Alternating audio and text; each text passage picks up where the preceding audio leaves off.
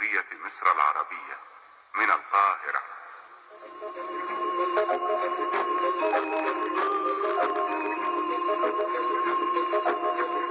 من حديقة الشعر والكلمات أقدم لكم قطرات الندى. لمحة شاعرة نقدمها لكم كل صباح. قطرات الندى. سلوان محمود. السلام عليكم، اللهم صل وسلم على سيدنا محمد وعلى آله وأصحابه أجمعين. حبايب قلبي الغاليين، عاملين إيه؟ يا رب كلكم تكونوا بخير وبأحسن صحة وبأحسن حال. ربنا يسعد قلوبكم وربنا يجعل سعادة الدنيا بين إيديكم وتحت رجليكم، أمين يا رب العالمين. بتوحشوني جدا جدا. فيديو النهاردة تفريزات لشهر كامل من الفراخ إن شاء الله بإذن الله. هقولك إزاي ب3 فرخات ب450 جنيه تعملي منهم حوالي 10 أكلات أو 12 أكلة إن شاء الله بإذن الله. الفيديو يعجبك وفيه وصفات مختلفة، في أفكار جديدة. الفراخ دي يا بنات هي اللي أنا بربيها في البيت، دول كل واحدة منهم اللهم بارك 2 كيلو ونص، بسم الله ما شاء الله. 2 كيلو ونص يا بنات، أنا مسكتهم ذبحتهم. هعمل لكم بإذن الله فيديو عن دورة كاملة للفراخ، علشان اللي حابة إن هي تجيب الفراخ وتربيها في البيت فعلا هتفرق جدا معاكي، هتوفر جدا في البلكونة يا بنات. مش هنحتاج إن احنا يكون عندنا سطح ولا عشش ولا أي حاجة في البلكونة، وهنعمل حاجة حلوة قوي واقتصادية برضو. العشش بتاعتها وسهلة وعلى قد الإيد، علشان حضرتك تعملي اكتفاء ذاتي كده من اللحوم على الأقل، يعني من الفراخ اللي هي طبعا أسعارها كل يوم في حال. اللي كنت بعمله وشفتوه معايا ده كان العيش الفينو، بس طبعا ما حبيتش ان انا انزل لكم، يعني انا كنت بعمله في نفس الوقت اللي انا عملت فيه الفراخ، فلما طلع من الفرن حبيت ان انا اوريه لكم قد ايه هش ولذيذ ويوفر عليا كتير جدا يا بنات.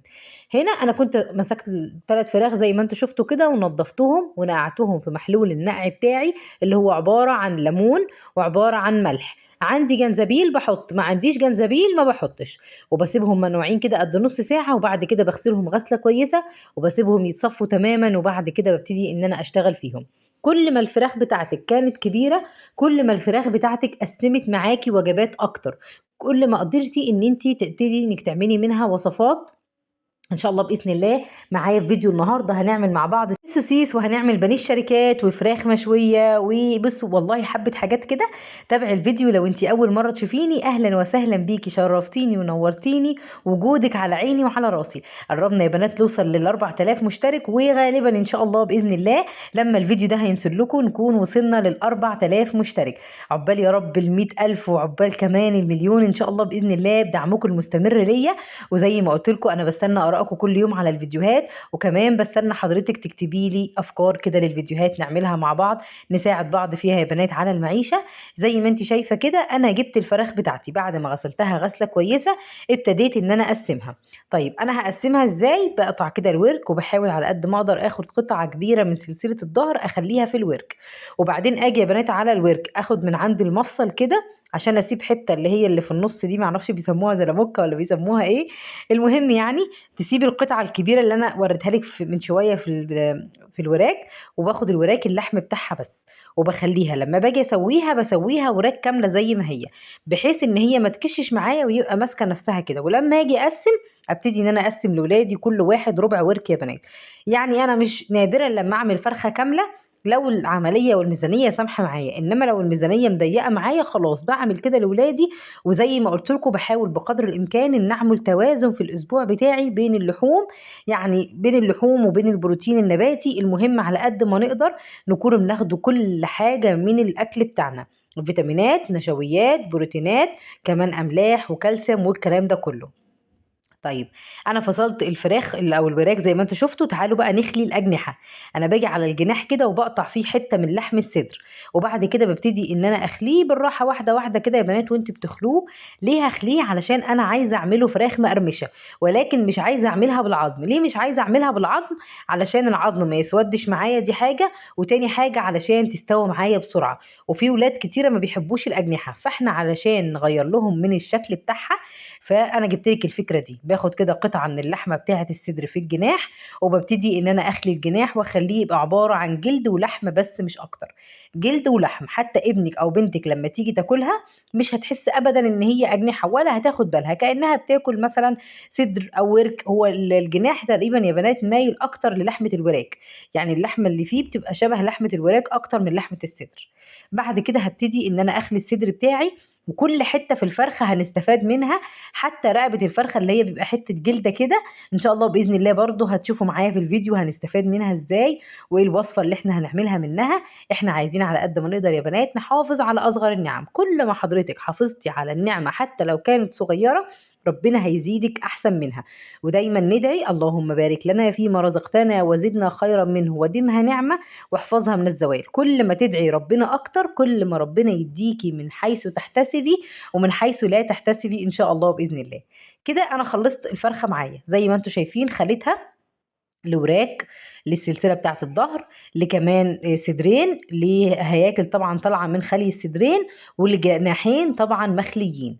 هبتدي اعمل كده في كل الفراخ بتاعتي. انا ما حبيتش طبعا ان انا اطول عليكم، ولكن انا مسكت الثلاث فراخ ظبطتهم. طب انت يا دودي بتربي الفراخ ازاي؟ انا عارفه ان انتوا هتسالوا السؤال ده، فاستنوا ان شاء الله يا اما فيديو بكره يا اما فيديو بعده هقول لكم ازاي تربوا دوره فراخ محترمه تطلع معاكي فراخ كويسه. عايزين بس كل شهر نجيب 5 فراخ، هقول لكم ال5 فراخ دول والله ممكن ما تحتاجيش اصلا ان انت تشتري لحمه طول الشهر. دايما يا بنات نحاول بقدر الامكان نرضى بالقليل علشان ربنا يدينا الكتير. طب تعالوا نبدا في اول وصفه معانا. انا جبت بصلايه قطعتها كده وقلت ابشرها بشر بالمبشره كده سريعا سريعا. انا عايزه اقول لكم انا بشتغل دلوقتي تقريبا كانت الساعه 11 الا ربع، على ما هخلص هتبقى الساعه 1:30 بالليل. وطبعا انتوا عارفين ان انا موظفه وبروح الشغل وبرجع، بس بحاول بقدر الامكان ان انا اعمل التجهيزات برضو اللي تنفع بيتي وتستره كده، وفي اي وقت جيت اطلع واعمل الحمد لله والشكر لله على الخير والرزق اللي ربنا بيديهولنا. حطينا على البصل شويه من الملح، شويه بهارات او فلفل اسمر. انا ما عنديش فلفل اسمر للامانه ولسه ما قبضناش يعني، فلما نقبض بقى نبقى نشتري. عندي البهارات مشكله كده على بعضها، حطيت منها فوق البصله ودعكت البصله بايديا وهبتدي اخد منها على الهياكل. انا هنا عندي هياكل 3 فراخ، وخلي الأجنحة بتاع 3 فراخ يعني حوالي 6 أجنحة، وكمان سلسلة كده من الظهر والرقبة. كل دول انا همسكهم اتبلهم كده بالبصل والتوابل اللي احنا عملناهم والملح، واحطهم في التلاجة وهقول لكم هنعمل بيهم ايه دلوقتي في اخر الفيديو. نيجي بقى على تقسيمة الفراخ. انا هنا معايا يعتبر 6 وراك، ومعانا 3 الحته اللي هي بتاعت السلسله واللي ماسكه في الورك دي اللي انا قلت لكم عليها اول الفيديو اللي هي الزلموكه. وهبتدي ان انا احط معاها مثلا رقبه، واحطهم يا بنات كل 3 وراك هحطهم في طبق فل. انا هنا قلبتهم بالبصل قولوا معايا بالبصل والملح والتوابل. طب ايه فايده البصل يا دودي؟ بيخلي لك لو هتعمليها شوربه بتبقى تحفه، لو هتعمليها فراخ في صينيه بتبقى لذيذه جدا، اي حاجه هتعمليها بتبقى حلوه. ده غير طعم اللحم الفراخ ما بيغيرش يا بنات، وبيحافظ على عظم الفراخ اطول فتره ممكنه معاكي انه ما يسودش. علشان كده انا بتبلها قبل ما اشيلها. طب تعالوا نعمل تاني وصفه معانا وبعدين نكمل. انا هنا حطيت معلقه من الكاتشب، نص معلقه صغيره من الملح، ما تكتريش ملح للحاجه اللي هتفرزيها علشان كل ما الحاجه قعدت في الملح اكتر كل ما بتبلح اكتر. حطيت كمان معلقه من البهارات او بهارات مشكله لو عندك. حطيت معلقه من المستردة ومعلقه من المايونيز وفنجان من الميه، وهحط 4 معالق او 3 معالق من الدقيق على حسب حجم فنجان الميه اللي انا حطيته. وبعد كده هنبتدي ان احنا نقلب الخليط بتاعنا ده. انا هنا ما حطيتش خل ما حطيتش ليمون. طب ما حطيتش خل ليه؟ لان المايونيز فيه نسبه من الخل، فكده كده هتخلي اللحمه معايا تدوب وتبقى زي العسل. هحط ايه بقى هنا؟ دي خلطه الفراخ الكنتاكي، هحط فيها ال6 أجنحة المخليين، وهقطع عليهم كمان صدر فيليه. يعني هاخد ناحيه صدر كده وابتدي ان انا اقطعها على 6 قطع تبقى صغيره، عشان نعمل بيها ان شاء الله باذن الله وجبه كنتاكي محترمه لاولادنا كده، ونعمل جنبها شويه رز ريزو وتبقى الدنيا زي الفل، وبرضه يبقى اسمنا ما حرمناش ولادنا من حاجه. انا مثلا واحده من الناس بربي 5 فراخ، باجي على فرخه زي ما انتوا شفتوها معايا من كام يوم، باخد فرخه واعملها مثلا على مره واحده، باجي بعد كده على فرخه تانية بعملها لهم برضو مشويه على مره واحده. اما ال3 فراخ ببتدي ان انا اقسمهم بالشكل اللي انتوا شايفينه. يبقى انا لو طلعت من هنا 9 اكلات وكان معايا اكلتين تاني يعني 11 اكله فراخ، يعني اصبح ان انا 11 يوم عندي اكل من 5 فراخ بس. وبعد كده هنبتدي ان احنا ال11 يوم أو مثلًا 20 يوم اللي فاضلين نخلّي منهم 5 أيام سمك، ونخلّي منهم مثلًا 3 أيام لحمة، يعني كده حوالي 8 أيام مع 11 يبقى 19 يوم، و10 أو 15 يعني هنقول خلّينا مثلًا 12 يوم في الشهر نقضّيهم أرداحي، الدنيا برضه هتمشي معانا. طيب يا دودي أنتِ هنا عملتِ إيه، دي خلطة الكنتاكي اللي أنتِ شفتوها قلّبتِ فيها الفراخ، وبعد كده حطيتها في الورق الفِل ده، طبعًا بافرش فيه كيسة علشان ما اخلّيش الحاجة ملاصقة للفِل على طول وادخّلها الفريزر. هنا خدت 3 وراك وخدت برضه اللي هي الزلموكة اللي من ورا دي، وأخدت عليهم حتّة كده من السلسلة وهاسيبهم علشان دول هنعملهم إن شاء الله مع بعض فراخ مشوية أو هاعملهم وصفة من الوصفات اللي أنا باحب أعملها، برضه هتشوفوهم معايا. وطبعًا يا بنات بالنسبة للفراخ الكنتاكي لمّا بتخرج بنعمل لها cover بالدقيق، بنجيب دقيق ونحط عليه نفس التوابل ونبتدي إن إحنا نعفّر في الخليط بتاعنا ونقليه. نيجي هنا على الشاورما، أنا أخدت فيليه قطعة فيليه واحدة من الصدر هاعمل بيها شاورما، ودايمًا طبعًا عشان الفراخ بتاعتي كبيرة فالصدر الفيليه ده هتلاقوه كبير. يعني ممكن دول مثلًا يوزنوا 300 جرام أو 350 جرام اللي هي الفردة واحدة من صدر الفراخ، بابتدي إن أنا أقطّعها مكعبات صغيّرة كده وهاعمل لها تتبيلة الشاورما، دي بقى ينفع إن إحنا نعملها في صينية مكرونة نجريسكو، ينفع مثلًا إن إحنا نحشي بيها صينية جلاش، ينفع إن إحنا مثلًا نعمل بيها مكرونة بالwhite sauce أو مكرونة زي اللي كنت عاملاها لكم قبل كده اللي بتستوى في الطاسة منها فيها دي، إن شاء الله بإذن الله كل ما أعمل وصفة من دول هاعملها معاكم. تتبيلة الشاورما: خل، توم، عصرة ليمونة، معلقة صغيرة من الكاتشب، معلقة صغيرة من المستردة، هاحط ملح وبهارات وخلاص على كده. يبقى توم وخل وليمون دول أساسي في الشاورما معانا، مستردة وكاتشب وهاحط عليهم ملح وبهارات. طيب بالنسبة للمستردة والكاتشب لو ما عندكيش حطي بدل الكاتشب معلقة صلصة وحطي مكان المستردة الخل. الخل المستردة قصدي والمايونيز هم بيعاملوا معاملة الخل ولكن ليهم طعم يا بنات بيبقى مميز جدًا في الوصفات بتاعة حضرتك. حطي لي لايك يا ست الكل بالله عليكِ ما تنسيش عشان تشيري لي الفيديو كده والفيديو يترفع ويتشاف. أنا عارفة إن أنتم ما بتأثّروش معايا والله، بس باحب أفكّر حبايبي اللي بيكونوا لسه أول مرّة يتابعونا ومش عارفين يعني إيه الدنيا عندنا. هنا برضه هاخد فيليه واحد برضه من صدر الفراخ كده وابتدي إن أنا أقطّعه مكعبات صغيّرة، وهنا بقى هنعمل السوسيس. السوسيس اللي بنروح نشتريه من برّه الكيلو ب160 جنيه، إحنا هنعمله في البيت بأبسط وأقل التكاليف. دول 3 رغيفة عيش فينو من اللي أنا كنت عاملاه معاكم من شوية، بس الأرضية بتاعتهم كانت اتحرقت منّي. ليه اتحرقت؟ علشان أنا علّيت النار وما خدتش بالي خالص. المهم يا ست الكل أنا هابتدي آخد الوش بتاعهم يعني ما يعادل هنقول كده لو هتجيبي العيش الفينو العادي 3 رغيفة من العيش الفينو العادي، 3 رغيفة من العيش الفينو وهابتدي إن أنا أقطّعهم وأحطّهم في الكبة، هُم هنا طريين، بس لو أنتِ هتجيبي عيش فينو من اللي هو بتاع المخابز حاولي تشيلي القشرة الصفرا اللي عليه من برّه علشان بتبقى ناشفة وطعمها ما يبقاش ظاهر معاكِ. بعد كده هاجيب نُص كوباية من المَيّة السخنة، مش سخنة أوي، يعني بس ما تبقاش إيه قرّبت تغلي، لأ يبقى قبل ما تغلي بشوية، هاحط عليها مكعب مرق وابتدي إن أنا أقلّب في المَيّة السخنة. طب أنا يا دودي عندي مرقة فورية اللي هي البودرة، مش لازم أحط مَيّة سخنة؟ لأ مش لازم، أنا هنا اللي خلّاني حطيت مَيّة سخنة إن المرقة بتاعتي مكعبات وأنا عايزاها تدوب تمامًا عشان تدّيني الطعم الحلو بتاع السوسيس اللي إحنا بنجيبه من برّه. أنتم عارفين يا بنات السوسيس والهوت دوج برّه لمّا بنجيبهم بيبقى ليهم لونين، يا إما اللون الفاتح اللي أنتم هتشوفوه معايا بعد شوية، يا إما اللون الأحمر. أنا حابة إن أنا أدّي له لون أحمر، حضرتِك مش حابة خلّيه بنفس اللون ده ما فيش أي مشاكل خالص، وهو أصلًا بيبقى معظم الوقت بتاع الفراخ بيسيبوه بلونه زي ما هو. حطيت بقى هنا عليه صدر الفيليه اللي إحنا حطيناه، يبقى 3 رغيفة من الفينو وصدر الفيليه، وأحط عليهم شوية من المَيّة كمان وتوابل بقى وملح. أنا التوابل هنا عندي كلّها مجمّعة في برطمان واحد، وهي بهارات كنت جايباها من نهار دين في سيوة، لو مش هي دي هنعمل بهارات دودي إن شاء الله بإذن الله، في تجهيزات بقى جامدة أوي جاية الأيام الجاية دي عشان نعمل تجهيزات للشهر بتاعنا، إن شاء الله هاعمل لكم بهارات دودي، بهارات بقى إيه بُصّوا ولا يعني زي ما بيقولوا كده ولا بهارات العفريت، حلوة أوي، أوي، أوي. ضربت الخليط بتاعنا كويس جدًا لحد ما بقى عجينة، أهم حاجة ما تكتّريش مَيّة علشان ما يبقاش عجينة سايبة. أنا هنا باعمل لكم خلطة والله طعمه رهيب يا بنات، ومش هتصدّقوا شكله دلوقتي بعد ما تشوفوه. حطيت عليه نقطتين من اللون الأحمر، هاحاول إن أنا أدّي له لون أحمر علشان يبقى زي بتاع المخابز بالضبط، مش المخابز، أنا مش عارفة مالي النهارده، بس زي بتاع الشركات اللي إحنا بنشتريه من برّه. عايزة أقول لكم على حاجة كمان مهمة جدًا، جدًا، إن حضرتِك كل ما تعملي الحاجة في البيت كل ما هتوفر عليكي فلوس. احنا ممكن نكون بنستصعب ان احنا نعمل الحاجة وبنقول انا اشتريها احسن، شراء العبد ولا تربيته. لا طبعا، شراء العبد ولا تربيته دي فكرة يعني بصوا فاشلة جدا. لازم احنا نعمل الحاجة في البيت لو انت حابة توفري. ده غير التوفير يا بنات ان هي حاجات صحية. احنا هنا عارفين ان احنا حاطين لحمة وعارفين ان احنا حاطين عيش، اما الحاجات اللي بنجيبها من بره الله المستعان على اللي بيحطوها فيها. فانا الفكرة دي عجبتني جربتها، وان شاء الله انتوا كمان تجربوها. جبت بقى الاسترتش راب اللي هو البلاستيك الغذائي، فرشت منه كده قطع على الرخامة وحطيت فيها معلقة، وابتديت ان انا يعني الف رول كده واعمله زي الصوابع زي ما انتم شايفين بالظبط. عايزه اقول لكم يا بنات ان هو انا والله ما صدقتش فعلا النتيجه. انا كنت عملت معاكم السجق قبل كده ونتيجته عجبتني، اما السوسيس انا اول مره اشوف النتيجه وشفتها على قناه تركيه، وحبيت ان انا اجربها وفعلا النتيجه مبهره. السوسيس ده بقى بنحطه على البيض، بنحطه على البيتزا، بنعمل منه مثلا سندوتشات. عايزه اقول لكم اللي بيديله الطعم هي التوابل، يعني حضرتك على قد ما تقدري هاتي توابل حلوه وحطيها.